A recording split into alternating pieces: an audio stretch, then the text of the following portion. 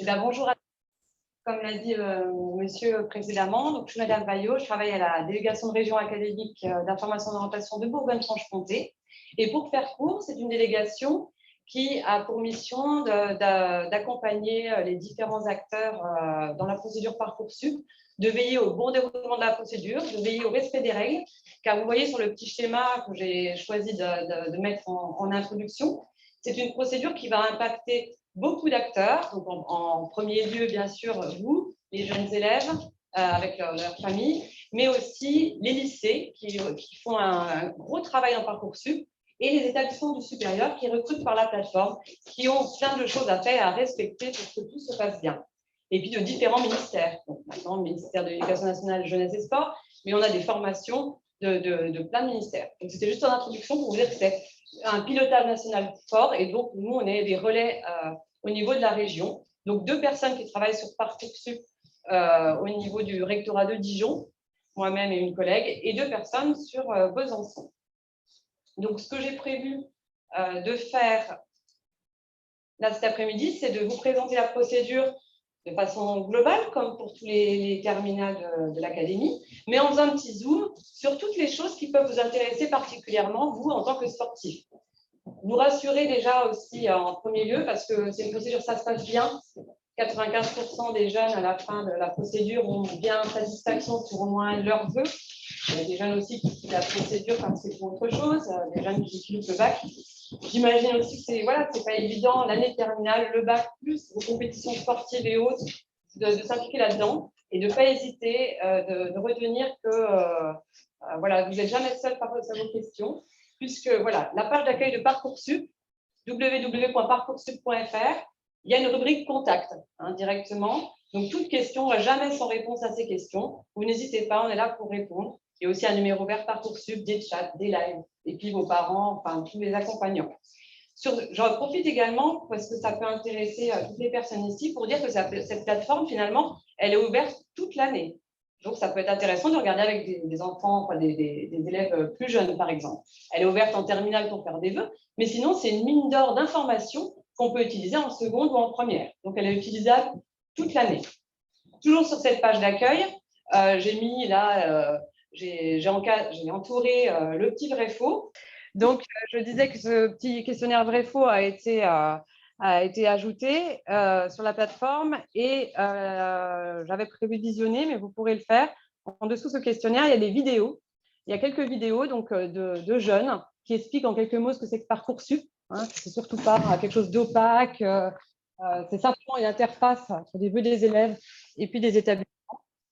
Il y a une vidéo de parents, donc c'est intéressant aussi pour vos parents de voir comment une maman témoigne de l'accompagnement de ses 2 enfants dans Parcoursup.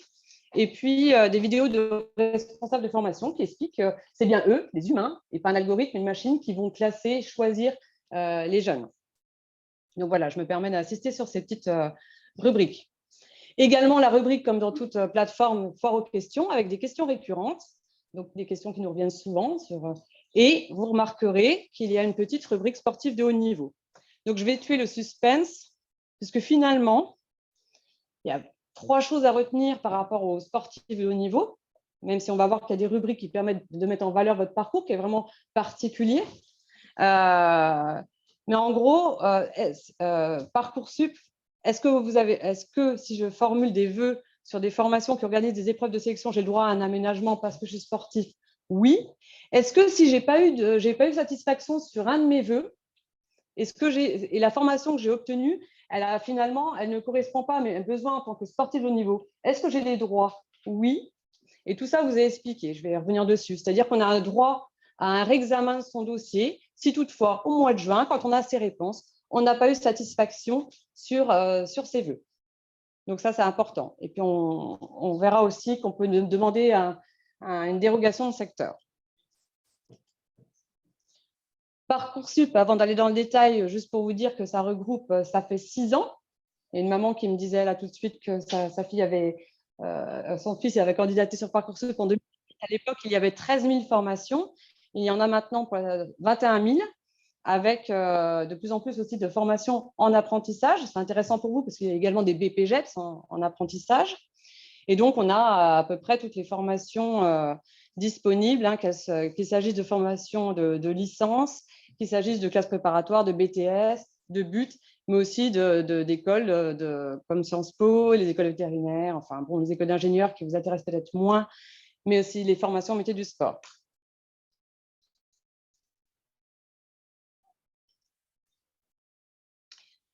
Donc là, on est en ce moment dans l'étape. L'étape, c'est faire des vœux. Après 9 mars, on ne pourra plus rajouter des vœux. Mais on pourra, entre le 9 mars et le 6 avril, compléter son dossier et puis, vous allez voir, remplir différentes rubriques. S'il y a des tests, s'il y a des épreuves de sélection, s'il y a des pièces justificatives, on pourra les mettre sur la plateforme jusqu'au 6 avril. Mais voilà votre travail jusqu'au 9 mars. Est-ce que vous avez ouvert des dossiers Parcoursup dans l'ensemble là? Donc ça, vous avez cette étape, elle a déjà réalisée. Je ne vais peut-être pas aller trop loin, mais en gros, s'inscrire sur Parcoursup pour ouvrir un dossier, ce n'est pas compliqué. On a besoin juste d'avoir son INE, son numéro d'identifiant national élève, et on a besoin de savoir où on est né et quand est-ce qu'on est né. Et à partir de là, normalement, tout remonte, c'est-à-dire vos coordonnées, les coordonnées de vos parents et les détails sur votre scolarité. Donc, tout remonte comme il faut. Donc là, après, vous êtes tous scolarisés dans des lycées en terminale, dans des lycées de l'Académie de Dijon ou de Besançon. Donc, s'il y avait le moindre souci, n'hésitez à vous rapprocher de vos établissements. Et puis, d'une adresse mail valide, j'en profite pour dire que, surtout pour vous sportifs qui êtes peut-être dans des challenges en ce moment au niveau du sport, ne pas hésiter à bien impliquer vos parents, qui peuvent être des garde-fous, hein, enfin fous, qui peuvent être là pour un petit peu surveiller, vous accompagner en indiquant leur adresse mail et leurs coordonnées téléphoniques dans Parcoursup. Et on va voir, donc ça c'est ouvrir un dossier, donc là on a parlé des rubriques vite fait sur les emails, etc. Les coordonnées, on a une rubrique besoins spécifiques qui là concerne les jeunes en situation, enfin malades ou en situation de handicap. On a une rubrique sportif et artistes qu'on va regarder dans le détail. On a une rubrique scolarité qu'on va regarder un petit peu plus dans le détail. Une rubrique bac, mais là, tous les éléments de votre bac sont censés remonter directement sur la plateforme. Et une rubrique activité et centre d'intérêt, que là aussi, on va regarder un petit peu de plus près. Donc, c'est ça, ouvrir un dossier sur Parcoursup. Sur la rubrique sportif et artiste, alors donc, vous m'avez dit que vous avez ouvert un dossier Parcoursup, donc vous l'avez déjà peut-être testé cette rubrique. On vous demande si vous êtes sportif de haut niveau. On vous précise qui est sportif de haut niveau. Donc, moi, je ne suis pas une spécialiste, mais voilà, on vous explique toutes les personnes qui peuvent se déclarer sportifs dans cette rubrique, élite, espoir, etc. Et on vous demande votre numéro d'identification, donc PSQS. Ça vous parle à tous. Est-ce que les petits bips signalent qu'il y a une question? Pas du tout. Non, c'est quelqu'un qui se connecte. Ah, d'accord. Ok. Donc, quand on indique son numéro ID PSQS, alors je ne sais pas si quelqu'un l'a fait. Moi, j'ai trouvé un sportif de haut niveau, donc j'ai été voir exactement quand il rentre son identification, ce qu'il avait en plus à indiquer, mais je ne sais pas si ça remonte tout. Il y a des choses qui remontent peut-être toutes seules, par exemple au niveau du sport pratiqué. Je ne sais pas si quelqu'un l'a fait. Est-ce que, voilà, moi j'avais pris une jeune qui faisait du judo, donc elle avait tout indiqué. Je ne sais pas si c'est elle qui a tout écrit ou si c'était déjà, indiqué lorsqu'elle a saisi son numéro. Donc le sport, le type de liste, donc la catégorie, les informations relatives au club, au président, le numéro de la licence, les informations relatives à l'entraîneur, le classement, les résultats, les performances sur les 3 dernières années, le programme des compétitions, les stages prévus pour la saison. Et puis le volume hebdomadaire que représente la pratique du sport. Donc voilà, bien évidemment, vous avez tout intérêt à remplir cette rubrique, puisque je vous dis, ça peut vous donner des droits pour obtenir une dérogation de secteur ou un réexamen de dossier si jamais il n'y avait pas satisfaction. Ensuite, une autre rubrique, j'ai dit qu'on en parlerait juste, c'est la rubrique scolarité. Donc là, ce n'est pas très réaliste parce que c'est depuis un site test, mais dans Parcoursup, il y a les 6 dernières années d'études qui remontent. Donc, vous allez avoir, vous êtes par exemple en général avec tels enseignements de spécialité, telles options, où vous étiez en première, etc., etc. Et tout à la fin de la scolarité, il y a une petite rubrique qui s'appelle là aussi, qui est plus qualitative, qui s'appelle éléments liés à ma scolarité. Ce sont des éléments que vous avez envie de porter connaissance de jury et qui peuvent, ça peut être aussi des performances, ça peut être aussi des problèmes de santé, des problèmes familiaux ou autres. Mais là aussi, imaginez qu'il y ait quelque chose dans votre pratique sportive qui puisse être intéressant à noter, qui peut-être a impacté un petit peu votre scolarité. La rubrique activité et centre d'intérêt, donc, qui est une rubrique facultative de Parcoursup, mais que, évidemment, je vous conseille de renseigner, puisqu'elle est très importante pour certaines formations. Donc là, on va vous demander des expériences. Enfin, est-ce que vous avez des expériences au niveau de l'encadrement et de l'animation? Est-ce que vous avez fait des choses qui témoignent d'un engagement citoyen? Est-ce que vous avez une expérience professionnelle? Et puis, l'ouverture sur le monde, donc au niveau des pratiques sportives et culturelles. Donc là, c'est un jeune qui a mis en valeur. Parfois, quand on est sportif, on peut aussi avoir des expériences au niveau d'encadrement, d'animation auprès de plus jeunes. C'est des choses, ou de formation premier secours ou autre. Tout est valorisable dans ce dossier. Mais ça, c'est pour tous les candidats. Mais en tant que sportif, vous avez des choses, j'en suis sûre, à valoriser à travers cette rubrique. Tout ce que vous avez pu faire peut témoigner de ça. Donc voilà, une fois qu'on a rempli ça, ça y est, on a ouvert notre dossier. Donc il faut qu'on fasse des vœux jusqu'au 9 mars. J'en profite pour vous dire que vous avez le droit de faire 10 vœux sous statut étudiant, plus 10 vœux par apprentissage. N'ayez pas peur du nombre de vœux. Déjà, il y a un compteur dans Parcoursup, dans les dossiers, il y a un petit compteur qui vous dit où est-ce que vous en êtes. Et en plus, il y a un fonctionnement en sous-vœux. Alors, selon sous-vœux, ça permet juste aux jeunes de multiplier les vœux, de pouvoir en faire plus. C'est-à-dire que parfois, un vœu de la même famille, le même BTS dans plusieurs lycées, ça ne compte qu'une fois. Je ne vais pas rentrer trop dans le détail des vœux multiples, mais voilà, sachez qu'il n'y a pas vraiment de problème de vœux dans Parcoursup. Ces vœux ne sont pas classés. C'est-à-dire que vous faites des vœux et vous n'indiquez pas, dans votre tête, bien sûr que vous réfléchissez à ce que vous préférez. Mais dans Parcoursup, ils ne sont pas classés. Il n'y a pas de stratégie à avoir. Il n'y a pas de 20, de vœux 3. Est-ce que je mets ça en premier? J'ai plus de chance ou pas? Il n'y a plus de stratégie à avoir, comme il y a dans l'ancien système. Et donc, ça n'empêche pas de réfléchir à ce qu'on préfère. Les vœux qui doivent être motivés. Pour chacun des vœux, on verra qu'il y a un petit projet de formation motivé à écrire sur la plateforme. Il y a des aides. Parcoursup indique un petit peu ce qui est attendu dans une lettre de motivation. Évidemment, qu'est-ce que d'autre? Bah oui, la date de formulation des vœux n'est pas prise en compte. Ce n'est pas le premier qui fait un vœu qui va être servi. Hein. Tous les vœux sont traités à égalité du moment qu'ils sont faits jusqu'au 9 mars. Et puis, les vœux ils sont connus que par vous et par que par vous. C'est-à-dire que si vous faites 10 vœux, chaque formation va étudier votre demande, mais sans savoir ce que vous avez fait comme autre vœu. Donc, comment on fait pour chercher? Alors, vous avez peut-être déjà testé ce moteur de recherche. Vous me direz si vous avez eu des difficultés, s'il y a des choses que vous n'avez pas trouvées. Voilà comment vous avez trouvé ça. Le moteur de recherche de Parcoursup, qui recense les 21 000 formations. Et il y a un filtre qui peut vous intéresser, enfin même deux filtres qui peuvent vous intéresser, puisqu'il y a les formations qui déclarent un filtre sur les formations qui déclarent faciliter l'aménagement pour les sportifs de haut niveau. Et quand elles déclarent qu'elles aménagent quelque chose pour les sportifs, évidemment, elles vont après expliquer ce que sont ces aménagements. Donc voilà, je ne sais pas si vous avez vu ce moteur de recherche. Dans le moteur de recherche Parcoursup, il y a en haut un encart libre. Sur la droite, c'est géolocalisé au niveau de la France, et puis c'est géolocalisé. Et puis sur la gauche, il y a des filtres. Et tout en bas, justement, il y a un filtre qui s'appelle aménagement. Alors, vous voyez, des aménagements, il peut y avoir plein de choses. Il y en a aussi pour les artistes confirmés. Mais donc, on peut filtrer les formations avec des aménagements pour sportifs de haut niveau.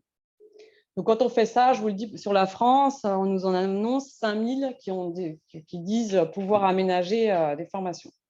Je l'ai fait ensuite, la même chose, mais en mettant Dijon dans la barre en haut. Donc là, ça va être sur la Bourgogne. on a 85 formations, par exemple, qui ont déclaré faire un aménagement pour les sportifs de haut niveau. On peut aussi filtrer, là, je n'ai pas filtré, j'ai laissé les formations en apprentissage ou sous statut étudiant, mais on aurait pu décider. Un autre filtre qui peut vous intéresser, c'est par type de formation. Alors, donc BTS, licence, et il y a formation au métier du sport. Donc, peut-être aussi que ça peut être un autre filtre qui peut vous intéresser. C'est comme ça qu'on cherche donc un petit peu de l'information sur Parcoursup. Et ce qui va être intéressant à chaque fois, c'est d'aller consulter de plus près la fiche formation, parce que chaque formation donc, va avoir une fiche très détaillée. Ah oui, là, c'est aussi pour vous dire que quand il y a sur des tests, des épreuves de sélection, des concours, des entretiens, tout de suite sur la fiche, cela est indiqué. Donc là, bon, c'était le CREPS de Toulouse. Tout de suite, on va avoir un lien qui nous montre un petit peu ce que sont les épreuves de sélection, donc les tests d'exigence préalable, là, les TEP. Bon, alors je ne les connais pas, hein, le test Luc Léger-Navette, etc., parcours habilité motrice. Mais en tout cas, on vous dit ce que c'est que ces tests, quand est-ce qu'ils auront lieu, quand est-ce qu'on a une convocation. Donc, dès qu'il y a des épreuves, c'est affiché sur Parcoursup. Sinon, on va aller voir de plus près qu'est-ce qu'on trouve sur chacune des fiches de formation. Ça sera la même arborescence sur toutes les fiches de formation de France. Voilà, ça se présente comme ça. Donc là, c'était la licence de STAPS de Dijon, de l'Université de Bourgogne.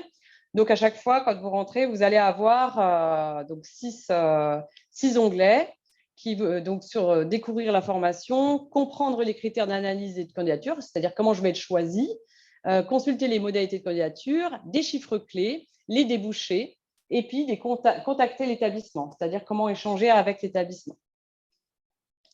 Donc, on est sur STAPS Dijon.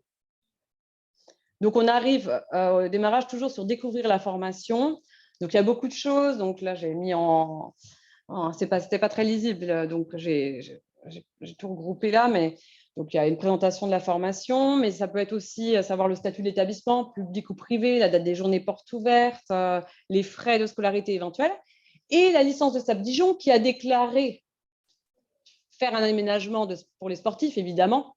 Oui, je ne vous ai pas dit, mais dans les 85 formations donc, de Dijon, par exemple, donc il y a toutes les licences de l'Université de Bourgogne, tous les BUT, les bachelors universitaires de technologie, mais il y a aussi quelques BTS, y compris des BTS agricoles, y compris des BTS par apprentissage, et puis il y a aussi Sciences Po, qui fait un parcours sportif de haut niveau. Il y a des écoles d'ingénieurs qui font des sportifs de haut niveau, qui font des parcours sportifs de haut niveau.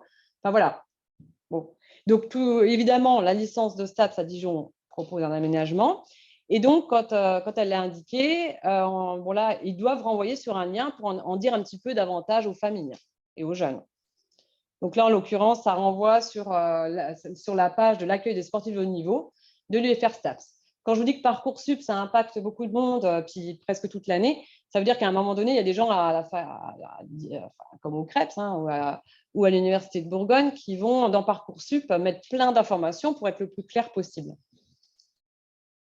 Ensuite, la deuxième, très, très, très importante, la plus importante rubrique de la fiche formation, c'est comprendre les critères d'analyse de candidature. Et donc, là aussi, c'est présenté sous forme d'un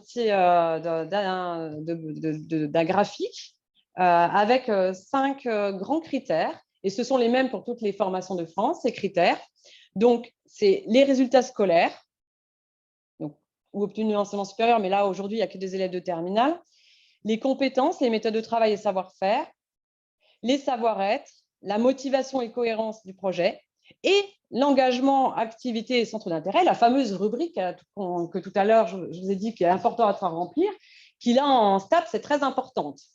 Et donc, il vous indique le degré d'importance de chaque critère, avec des conseils aussi aux candidats. Ça va plus loin que ça, et STAPS, c'est un peu les champions pour le coup je détaille bien comment je sélectionne les candidats. Donc, derrière, hop, ils vont décliner. Ils ont dit que les résultats scolaires, c'était important, je ne sais plus, à 40%, je ne sais plus, mais ils vont vous en dire plus quand même. Donc, ils vont regarder les notes dans les enseignements scientifiques de terminale, mais également les notes des enseignements littéraires, ils vont regarder les notes du contrôle continu d'EPS. Donc déjà, voilà les résultats, c'est les notes qu'ils regardent le plus. Ils indiquent s'ils mettent des bonus, si le jeune a suivi une option sport ou autre. Au niveau des compétences, méthodes de travail et savoir, les savoir-faire, là, ils se servent de ce qu'ont indiqué les enseignants et le chef d'établissement qui remplit dans Parcoursup une fiche à venir pour chaque élève. Donc, ça veut dire que ça, ce n'est pas votre travail à vous, c'est le lycée qui fait ça. Il remplit une fiche à venir. Et dans cette fiche à venir, il y a des éléments des professeurs principaux sur votre capacité d'autonomie, vos méthodes de travail, votre capacité à vous investir. Donc, ils parlent de ça, ils regardent ça. Et puis, ils regardent les méthodes de travail, l'autonomie, oui, pareil, l'engagement citoyen, esprit d'initiative, ils se servent de la fiche à venir de l'équipe du lycée. La motivation, ils regardent le projet de formation motivé. Je vous ai dit tout à l'heure qu'à chaque fois qu'on fait un vœu, on doit le motiver. Donc, ils indiquent le regarder. Et puis, alors après, c'est là que la rubrique engagement, activité et centre d'intérêt, 35%, donc c'est important. Pourquoi ? Vous allez voir, pour ça, il y a des justificatifs à fournir, par exemple, là, sur le niveau de pratique sportive ou artistique en dehors de l'EPS en lycée. Et puis, on va regarder tout à l'heure parce qu'il demande des pièces particulières. Mais donc, c'est quelque chose de très important pour les enseignants-chercheurs. Donc, ce n'est pas Parcoursup qui a mis ces critères, hein. C'est des profs, quoi, des responsables de formation qui choisissent. C'est-à-dire qu'on peut avoir des choses un petit peu différentes d'une licence à une autre. Voilà, il n'y a rien d'automatisé. Ce n'est pas une machine qui a décidé de ces paramètres. Ensuite, la rubrique modalité de candidature, il n'y a rien de spécial à part qu'il faut avoir le bac. Là. Les chiffres clés, c'est vous dire combien il y avait de candidats en 2022, vous dire le profil des jeunes qui ont été pris, ce qui venait d'un bac général, un bac techno, un bac pro. C'est vous dire si le premier jour, il y avait beaucoup de gens qui ont déjà été pris le premier jour ou s'il faut attendre un petit peu plus longtemps dans la procédure. Les débouches, non, j'étais sur les chiffres, c'était quoi ça ? Les débouchés professionnels, donc ils renvoient à des sites. Tout d'études des débouchés professionnels, et puis Et puis contacter, échanger avec l'établissement. Il doit y avoir un problème sur mon PowerPoint où là on a la possibilité de contacter le responsable pédagogique pour en savoir davantage. Je ne vous ai pas indiqué non plus tout à l'heure quand on est sur une fiche formation. Donc, voilà, tous les éléments que vous trouvez sur une fiche formation. Je vous encourage évidemment à tout lire. Mais il y a également un lien vers des formations similaires. C'est-à-dire que tiens, je pense je pensais à licence de STAPS, mais est-ce qu'il n'y a pas d'autres formations qui pourraient être en lien avec le sport, qui pourraient m'intéresser, que je ne connais pas ? Donc, en fait, c'est pour vous ouvrir des perspectives. Donc là, c'était la licence de Strasbourg, mais ça vous indique qu'il existe un DUST. C'est quoi un DUST ? Animation et gestion des activités physiques, sportives et culturelles. Les BPGEPS, des mentions complémentaires aussi. Animation de gestion dans le secteur sportif, comme on va en avoir une au lycée Simone Veil. Voilà, donc différents DUST d'ailleurs, parce qu'il y en a différents. Donc, en tout cas, c'est fait pour vous les élargir vos perspectives. Ensuite, quelque chose qu'on n'a pas encore évoqué, puis on a souvent la question, notamment des sportifs, parce que des fois, ils ne savent pas quel club sportif ils vont intégrer l'année prochaine. Donc, quand on fait des vœux dans Parcoursup, là, comme là, j'ai pris un dossier test, c'était un jeune qui habitait en Côte d'Or. Quand il a fait le vœu de STAPS à Dijon, on lui a indiqué « vous êtes dans le secteur ». C'est cool. Par contre, quand il a fait la même licence à Strasbourg, là, il n'est pas du secteur. Alors, comment je fais ? Parce que si l'année prochaine, je ne sais pas encore, donc voilà, si je vais être à Nantes, à Bordeaux, bon, on fait quand même les vœux dans ces licences-là. Et on peut demander, si on le sait d'avance, c'est-à-dire quand je dis d'avance, si on sait qu'on intègre un club avant le 15 mai, avant le 13 mai, on peut demander une dérogation de secteur par Parcoursup. Si on ne le sait pas et qu'on le sait qu'en juin, et vous n'y pouvez rien, c'est là qu'intervient ce que je vous disais tout à l'heure, le droit au réexamen. parce que finalement, vous avez su trop tard que vous étiez pris dans un autre club sportif et qu'il y a une commission qui, regarde, voilà, qui pourra essayer de voir pour que vous soyez dans la ville du club sportif que vous intégrez.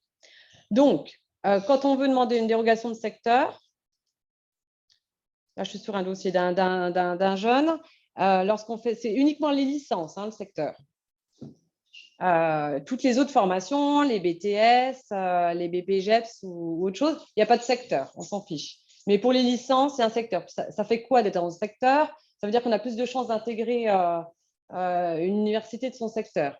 Il y a pour chaque licence un pourcentage d'accueil de jeunes hors secteur qui est défini par Madame la rectrice de région académique, là, pour la Bourgogne-Franche-Comté. Donc, en STAPS, c'est peut-être 10% de hors secteur.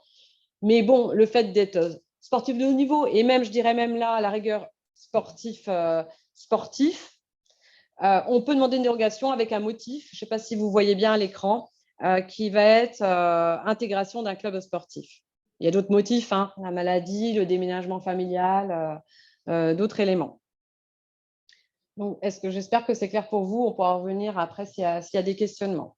Donc, soit on sait avant le 13 mai et on demande une dérogation de secteur, soit on sait qu'après, on demande un réexamen de son dossier au mois de juin. Voilà, on nous demande une preuve, bien sûr, de son attestation, qu'on intègre bien un club sportif dans telle ou telle ville. Voilà, c'est tout. C'est comme ça qu'on fait un vœu, on lit la fiche formation, on insère son vœu.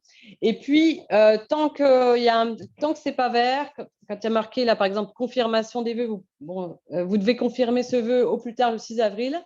Tant que tous les éléments du dossier ne sont pas complets, on ne va pas pouvoir confirmer. Et vous voyez qu'ici, il manque le projet de formation motivée. Donc, par exemple, le jeune n'a pas encore saisi. Et aussi, on a une rubrique questions spécifiques. C'est les fameuses questions spécifiques dont je vous parlais tout à l'heure pour STAPS. Donc, c'est un exemple, mais il y en a d'autres. Hein. Quelqu'un qui demande une formation dans l'art, il peut avoir à déposer tout un book, enfin un lien sur le travail au niveau de l'art qu'il a fait pour que les commissions d'examen des vœux, elles regardent un petit peu ce qu'il est capable de réaliser. Donc, sur STAPS, il y a des questions spécifiques. Il y en a 3. Il y a 3 questions. Quel est votre plus haut niveau de pratique sportive ou artistique en dehors de l'EPS? Et puis, selon ce qu'on répond, parce qu'il y a différents grades, A, B, C, D, E, F, eh bien, il y a des justificatifs à fournir ou non. Et si on doit fournir un justificatif, on peut télécharger un modèle d'attestation. Donc, c'est pour ça qu'en ce moment, les responsables de clubs et tout ça, ils sont souvent en train de remplir des attestations. Et si on n'est pas obligé d'utiliser le modèle, mais du moment qu'il y a le numéro de dossier Parcoursup, enfin, tout ça est expliqué. Donc, en fonction de ce qu'on répond à cette question, on va avoir un modèle à télécharger. Deuxième question, c'est sur le plus haut niveau de qualification ou d'engagement dans les domaines de secourisme, arbitrage, vie civique, citoyenne ou associative. Donc, on va avoir des fois, justification inutile, c'est par exemple délégué de classe ou c'est quoi ça? Parce que ça, c'est écrit déjà pas dans les bulletins, mais dans la fiche à venir. Par contre, si on indique qu'on a le PSE1, le premier secours, là, on va avoir une attestation à fournir. Troisième question, c'est le plus haut niveau de qualification ou d'expérience d'encadrement. Et donc, ça peut aller jusqu'au BAFA. Ça peut aller jusqu'au BPGEPS, mais il peut y avoir d'autres éléments. Bon, en tout cas, ça veut dire très fort que quand ils choisissent les candidats, ils regardent vraiment beaucoup tous ces éléments, tout ce que vous avez mis dans la rubrique activité centre d'intérêt, surtout pour des parcours comme ça, de formation du sport, sportif, d'engagement. C'est vraiment important de remplir la rubrique activité centre d'intérêt et puis de mettre évidemment les pièces justificatives à ce que vous avancez. Puis la dernière question, il vous demande juste, je pense que c'est plus à titre, c'est indiqué, hein, uniquement à titre informatif, afin d'aider les universités à organiser la rentrée. Et donc, il n'y a aucune incidence pour le coup sur le classement de votre candidature. Il vous demande quelle est votre activité sportive ou artistique de prédilection. Voilà, c'est ça, faire des vœux sur Parcoursup. Et c'est ça que vous devez faire jusqu'au 9 mars. Et les compléter. Tous les éléments, le projet de formation motivée, tout ça, 6 avril. Est-ce que c'est clair pour vous? On passe à la dernière partie. Alors, la dernière partie, avant-dernière, mais ça, c'est la partie pause pour vous, enfin pour les élèves. C'est. On a Oui? une question, excusez-moi, sur les dates, qu'est-ce qu'on doit faire? Juste repréciser. Donc, le 9 mars, ils doivent finaliser les vœux. Ils n'auront pas le droit de faire d'autres vœux après, c'est bien ça? Et après, ils ont jusqu'au 6 avril pour compléter les vœux qu'ils ont déjà fait. C'est ça? Oui, le 9 mars, on ne peut plus ajouter de vœux. On a sa liste, 9 mars, 23h59. Mais les vœux, vous avez vu, il y a plein de choses à faire. Dans le dossier, il y a plein de choses à compléter. Donc, les bulletins, les projets de formation motivés, répondre aux questionnaires. Tout ça, ça peut être fait jusqu'au 6 avril. La seule chose qu'on ne peut plus faire, c'est rajouter un vœu. Merci. Oui, parce qu'entre-temps, pourquoi? Oui, parce qu'entre-temps, pour les élèves qui sont en terminale générale, il y a les enseignements de spécialité, les épreuves, voilà, le 20 mars, 20, 21, 22, 23 mars. Donc oui, c'est pour ça qu'il y a un petit peu encore jusqu'au 6 avril pour compléter et confirmer ses vœux. Il y a un bouton confirmer, quoi. De toute façon, tant qu'on n'a pas tout complété, on ne peut pas confirmer. Donc là, on est au 6 avril au soir. Normalement, c'est fini. On se pose. Par contre, ce sont les formations, elles, le 14 avril, toutes les formations de France, les 21 000, vont récupérer les dossiers de candidature des candidats, électroniquement, bien sûr. Donc, ils vont avoir accès à toutes les candidatures et à tous les éléments. J'ai oublié de dire, c'est important, ce calendrier, il n'est pas valable pour l'apprentissage. L'apprentissage, les formations par apprentissage, on peut le faire de façon continue jusqu'au mois de septembre. Quand on veut, mais un apprentissage, il faut trouver un employeur. Et puis, des fois, quand il n'y a pas beaucoup de place, c'est quand même les premiers qui trouvent un employeur. Mais en tout cas, ce n'est pas le même calendrier. Là, je parle de toutes les autres formations Parcoursup sous statut étudiant. Donc, l'analyse des candidatures par les formations 14 avril, 20 mai.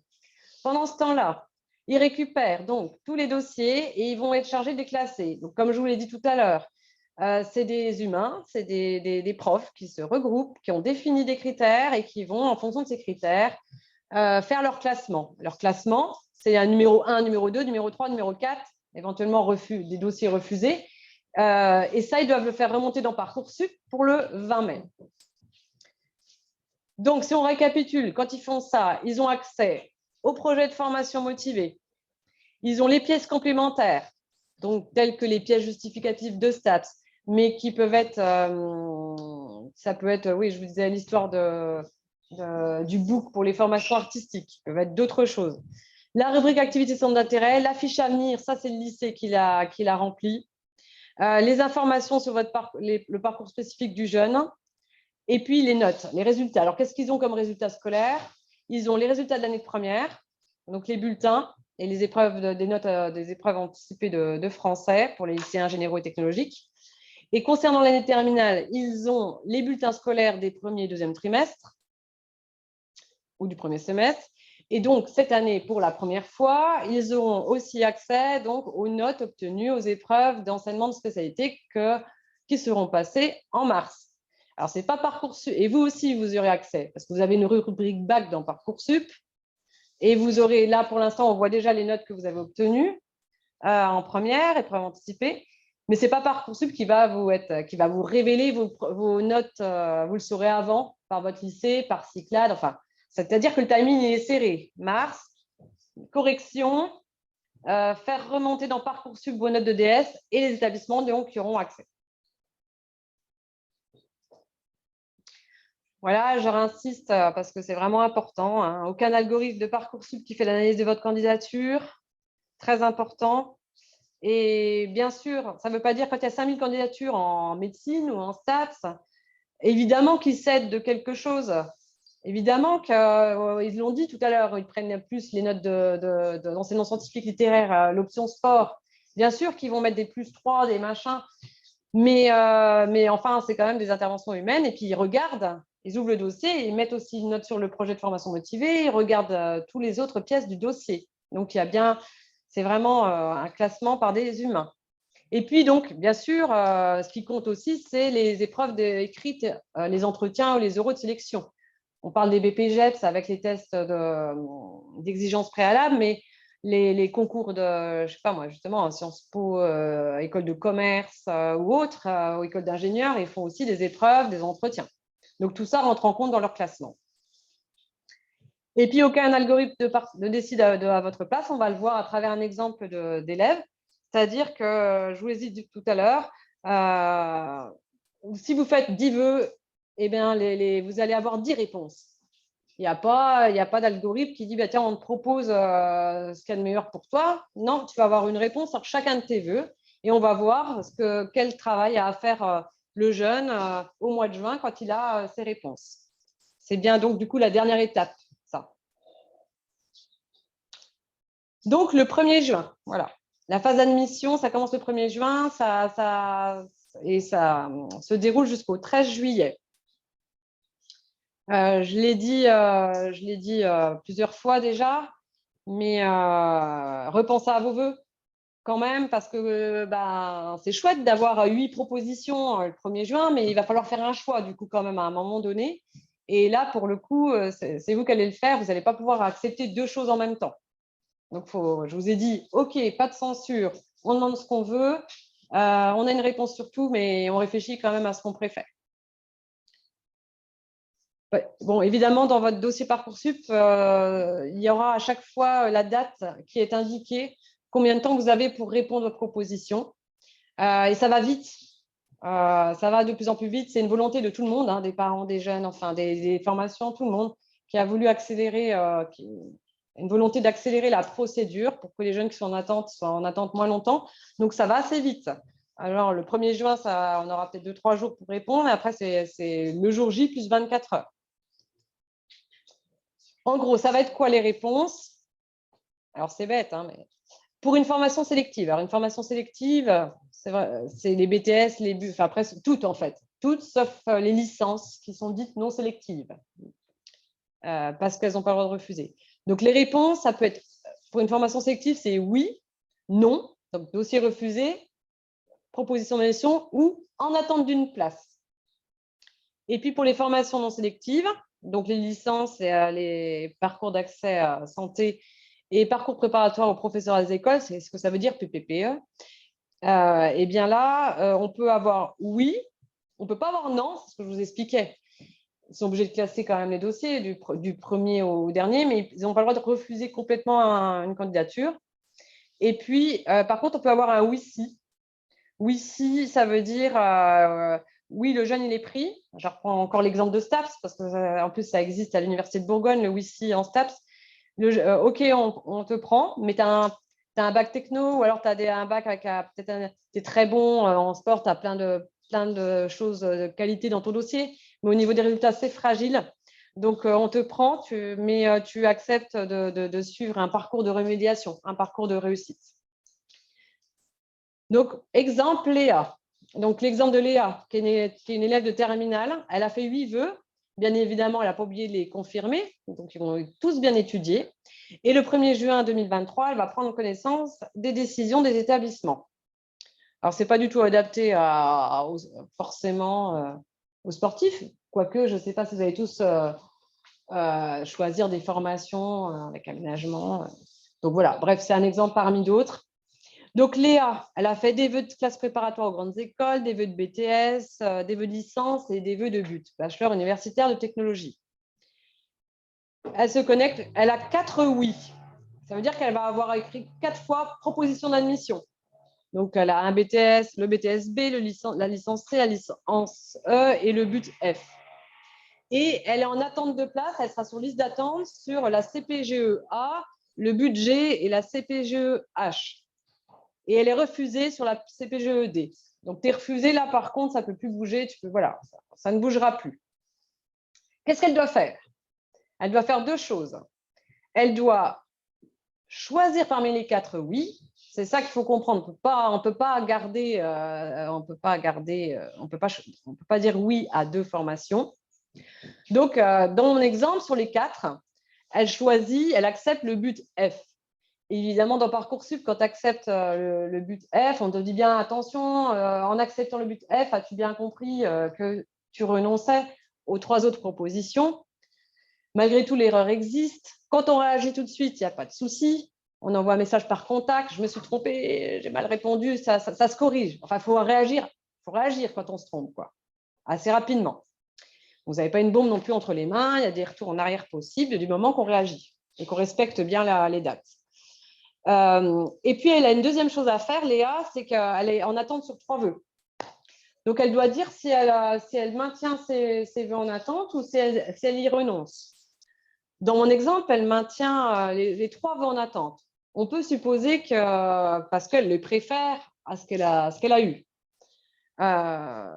Maintenant, beaucoup de comportements de jeunes qu'on peut comprendre, parce que nous, je pense qu'on peut faire pareil. Des fois, ils sont en attente sur 3 vœux, c'est pas forcément, finalement, ils veulent juste voir s'ils vont être pris. Bon, voilà. Bon, c'est sans risque, hein, mais c'est comme ça qu'il y a des jeunes qui restent sur les attentes. Donc, elle fait ça. OK, 2 choses à faire. On choisit une parmi ces propositions. Et puis, sinon, on dit si on reste en attente sur ces 2. Donc, on a le droit de rester en attente sur tous nos vœux. On fait comme on veut. Quelques jours plus tard, elle va avoir, donc quelques jours plus tard, non, l'état des vœux le 3 juin, c'est ce que je vous ai dit, elle a accepté le but F, elle est restée en attente sur ces 3 vœux. Quelques jours plus tard, elle va avoir une nouvelle proposition d'admission. Donc là, elle l'a eu sur la CPGE-A, donc c'est un des vœux qu'elle avait gardé en attente. Qu'est-ce qu'elle doit faire? Là aussi, vous remarquez que ce n'est pas parce qu'elle a eu quand même la CPGE-A, sur lequel elle était restée en attente, ce n'est pas pour ça qu'elle perd la proposition qu'elle avait eue avant. Mais en tout cas, on va lui redemander de se décider. Bon, alors maintenant, tu as eu un vœu, un vœu que tu préférais a priori. Est-ce que tu l'acceptes ou pas? Là, elle décide de l'accepter. Mais elle aurait pu se dire non, finalement, comme je vous dis tout à l'heure, hein, non, en fait, non, je préfère quand même le but que j'avais eu avant. Elle aurait pu. Et puis, dans mon exemple, elle renonce du coup à ces 2 autres vœux en attente. On peut supposer que vraiment cette CPGE-A, c'est vraiment ce qu'elle préférait, mais elle aurait pu, encore une fois, rester en attente sur les 2 autres vœux. Elle peut rester en la procédure jusqu'au 13 juillet ainsi. Donc, en fait, ça s'arrête Parcoursup, ça s'arrête pour un jeune au moment où il a accepté quelque chose et qu'il a décidé de ne plus garder ses vœux en attente. Tant qu'on n'en est pas là, ça continue. Et quand on a accepté, après, on n'a plus qu'à aller s'inscrire administrativement dans la formation qu'on a choisie. Et donc là aussi, c'est sur Parcoursup, c'est l'établissement qui dit quand est-ce qu'il faut aller s'inscrire, etc., etc. Donc maintenant, vous allez me dire, oui, alors donc si j'ai rien, je fais quoi? Parce que du coup, mon diapo, c'est la fin de mon diapo. Mais comme je vous ai dit tout à l'heure, déjà, il y a beaucoup de gens qui ont au moins une proposition dès le premier. Quand on n'a qu'une seule proposition et qu'on a des vœux en attente, on peut accepter celle qu'on a eue, puis on peut garder tous ces vœux en attente. Quand on n'a que des vœux en attente, on fait quoi? On attend. C'est là que l'adresse des parents du départ, elle compte parce que tous les jours, on peut recevoir une nouvelle proposition. Il y a tout le monde qui est en alerte. Et on a des informations sur sa place en liste d'attente. On nous indique, tu es 30e sur les d'attente. Ton rang de classement, c'était celui-là. Le rang de classement du dernier qui, pour l'instant, a une place, c'est celui-là. Enfin, on donne des indications. Et des fois, évidemment, être centième sur les attentes dans une formation, ça peut être pas grave du tout. Ça peut se résoudre. En 3 jours, on peut avoir quelque chose. Alors que quand il n'y a que 5 places dans un BTS, 6 places, ou je ne sais pas quoi, c'est pas pareil d'être centième quand tu as 6 places ou centième quand tu as 500 places. Enfin. Et on vous donne aussi l'indication du dernier qui a été pris l'année d'avant. Enfin, il y a donc plusieurs indications qui vous permettent un petit peu de voir, mais de toute façon, il n'y a jamais de pression pour vous dire de renoncer. En tout cas, jusqu'au 13 juillet. Après, il y a une dernière phase le 13 juillet. Alors, si on n'a rien du tout, on est refusé partout dès le début, on n'a rien, c'est là qu'il y a l'AKS, la Commission d'accès à l'enseignement supérieur. Donc, d'une part, c'est valable pour tout le monde, pour tous les candidats qui n'ont rien, mais c'est d'autant plus valable pour des sportifs de haut niveau, puisque eux, ils ont un droit, Les autres jeunes non sportifs de haut niveau, eux, il faut attendre le 1er juillet, voir s'ils n'ont vraiment rien pour qu'ils demandent de l'aide. Les sportifs de haut niveau peuvent demander un droit au examen à partir du 1er juin s'ils n'ont rien du tout. Voilà, et il y a aussi une phase complémentaire de Parcoursup, c'est-à-dire, et là je ne sais plus, est-ce que c'est le 15 juin? Enfin, c'est une deuxième phase mi-juin jusqu'à tout l'été qui permet aux jeunes de reformuler des vœux dans les formations qui disposent encore de place. C'est-à-dire droit de nouveau à 10 vœux.